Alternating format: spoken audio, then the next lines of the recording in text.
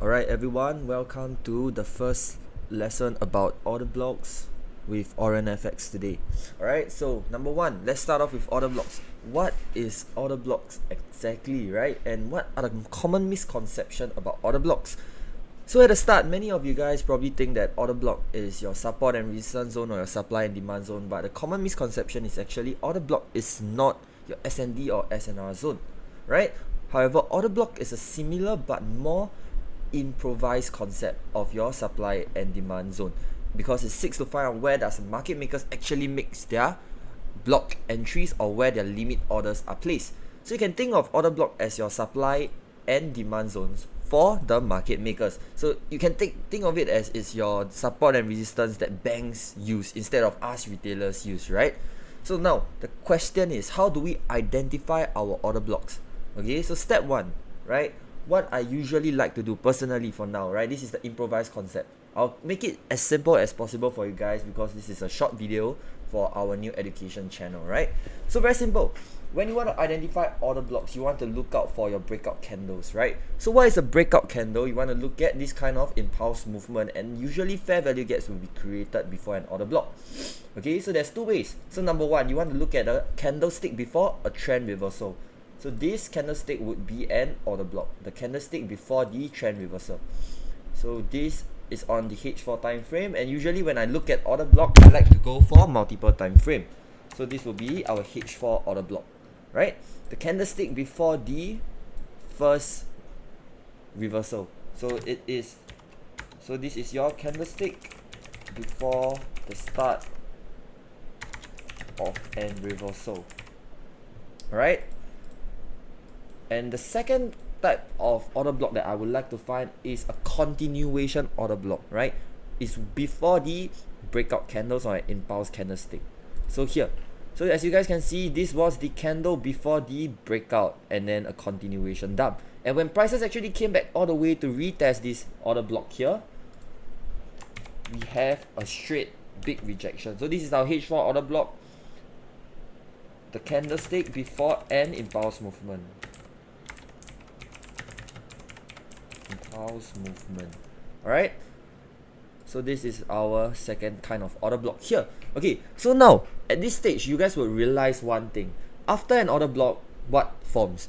A fair value gap tends to form after an order block. If you guys realize, right, we have a fair value gap here, right? We have a FVG forming when a strong order block, right? So many of you guys has been plotting your order blocks in so many different time frames, and you guys has been asking, how do I know if my order block is correct? How do I know if it's a strong order block, right? So when you have a strong order block, there will be a big impulse movement, and am I right to say that? And when there's an impulse movement, there tends to be a fair value gap created after the impulse movement. So you guys can see that all of this fair value gap has been forming after a strong order block. So it is not a coincidence. It's actually an extra confluence to show that your order block is very strong. So you guys can see that when prices actually taps back into order blocks, you see a continuous downtrend, right? So now this is on the H4 chart. So what I would like to do is, after that, I will head to my hourly chart, my lower time frames, to look for any other order blocks created. So off my head, I see one here, right? So this is your H1 order block here. And then how do you know? How do you give a confirmation that this is a strong order block? You want to ensure that there's a fair value gap created because of the impulse after that, right? So you have a fair value gap created here, right? H1 fair value gap created here.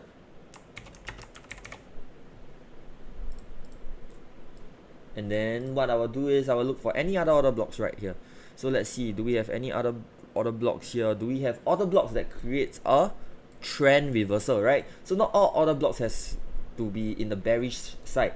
So right off the top, we have a new order block actually forming right here recently, basically yesterday, right? Because we have a confirmation of an impulse candle forming as well, and a fair value gap created after this H1 order block here. So right now we have a H1 OB here, and then this we have a H1 fair value gap forming, right? So here we have our H1 fair value gap forming and our H1 order block forming here. And if you guys realize, when we drag this H1 order block all the way, it actually tapped here once before and rejected all the way back up, right? So this is how you can actually look for your order block. And then let's say when there's not much volatility in the market, what you can do is actually go to even lower time frame, N15, right? So in my N15, I will also look for order blocks created. So let's say off the top, we have a new order block being created here. So these are for scalpers, right? Your lower time frame order blocks is for scalpers. So right here, we have a M15 OB forming right here as market plays out. These are not backtests, this is actual market playing out right here. And then we have a minor N15 fair value gap created here to show you that this is actually a strong order block or a valid order block in a sense. But this time the fair value gap got mitigated to retest the order block. Okay, now that we have talked about order blocks, I want to talk to you guys about what we call the mitigation blocks, right? So now we know how to identify our order block and things like that. Let's go to talk about our mitigation block. Okay, let me find for you guys where's the mitigation block.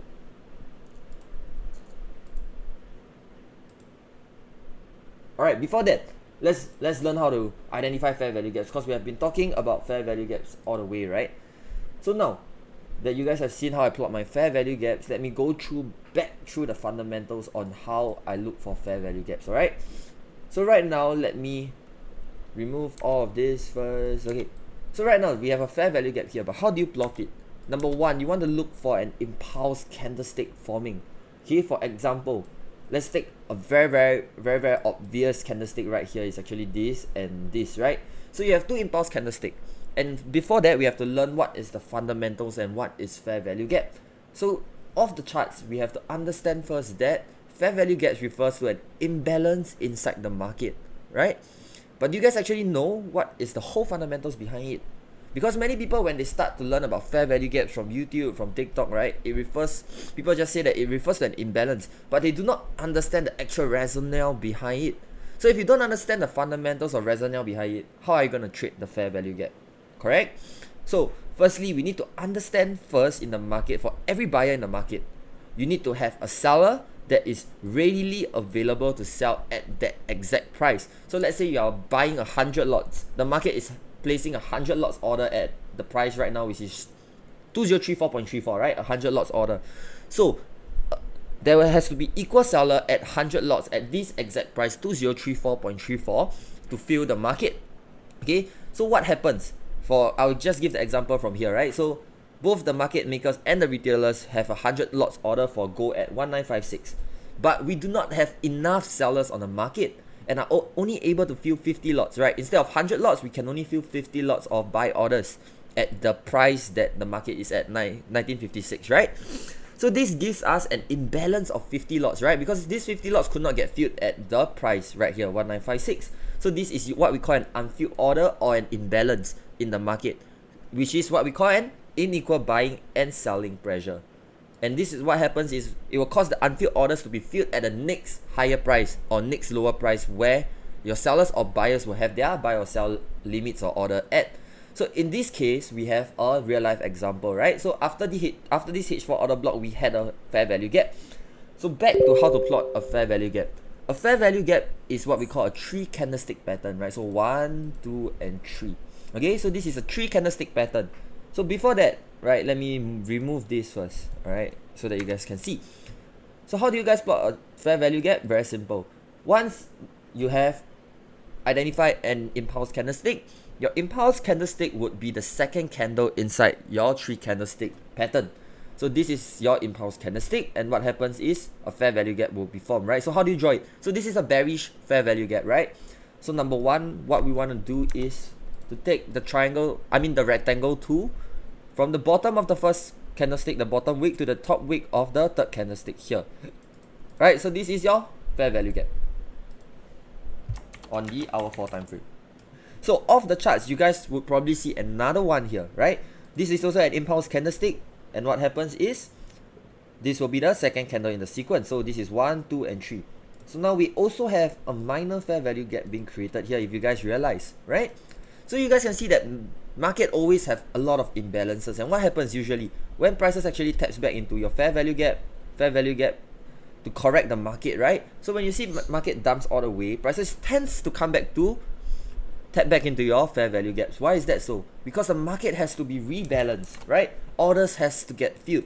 so that the market will be rebalanced so that it can go in its initial direction. So you can see after your fair value gaps has been filled, prices actually came back to rebalance the market and move in its indicative direction. So this is a very, very quick and simple explanation on your fair value gap. So now, how do you look for good fair value gaps, right? You guys have to be asked, which time frame is the best for fair value gap? I would say that every single time frame is very important. Even for your daily, your H4, your 1 hour is all very important. Why is that so? Because you will be able to see overlapping zone. This is the next point that I want to talk about. Overlapping zone, right? So how do you look for overlapping zone? Now we have all your H4 fair value gap plotted. This is your H4 fair value gap as well. Okay? So now I'm in the H1 time zone right now. And what I want to do in the H1 time zone is actually to look for my H1 fair value gap. So do we see any H1 fair value gap here? Right, we have one here. Okay. Okay, this is the H4 one. Okay, so we want to look for H1 fair value gap, let's say here, right? So if your H1 and H4 there's an overlapping, then it is a very, very strong fair value gap. Okay, like this, right? We have a H4 fair value gap being from here, and then we want to go to our H1. So let's say for H1, so we have a H4 fair value gap, which is this, right? So now we are currently in H1, hour 1. So in the hour 1 time frame, we saw that we have another multiple H1 fair value gaps forming within this H4 fair value gap zone here. Okay, so this is what I like to call a overlapping zone. So inside our H4 fair value gap, we have multiple H1 fair value gaps. This is when a big impulse movement or a big breakout occurs, right? So this we have 2, right? So these are usually the overlapping zone here. This is your overlapping zone, right? So if you guys realize, when you drag all the way, prices tend to touch your overlapping zone and continue moving up in the indicative direction, because your overlapping zone here, right, this line here, this line where it overlaps your H1 and H4, it's a very, very strong, serve as a strong support continuation in this case to move in the indicative market direction, right? So always go to your different time frame, 15 minute, 1 hour, 4 hour, to look for your overlapping zone within your fair value gaps. Alright, make sense? Okay, up to here, let's go back to our mitigation blocks. Okay, now you guys know that order blocks, these are all order blocks, right? So what is a breaker block or a mitigation block? Alright, many people talk to you about order blocks, but no one really, explain to you guys what is an mitigation block. Very, very simple. Let's keep it simple for you guys. Your order block has been plotted out, but what happens, let's give you guys a scenario. This is your order block, right? What happens is prices break above your order block, right? So this isn't an order block anymore, because prices has already broke above it. And let's say if prices actually holds well above this, so your order block will now become what we call a breaker block or a mitigation block, right? So if prices breaks above your previous order block, it will serve as a breaker block or mitigation block. It's the same concept for support and resistance, right? If a resistance get broken, it serves as a support, right? Let's give you guys an example. This was a previous resistance zone. After that, what happens when your resistance gets broken through? It serves as a support zone, right? And then what happens when your support zone gets broken through now? It serves as a resistance. Alright, make sense? So same thing for order block. When your order blocks get broken through, it serves as a so-called support order block, which is basically a mitigation block or a breaker block. Alright? So this is it. Very simple, very quick introduction and keeping it simple for you guys, for your order block, mitigation block, breaker blocks, and fair value gap in this chapter. So hope you guys learned something new, and I will be continuing pumping up content for you guys soon. Alright, take care.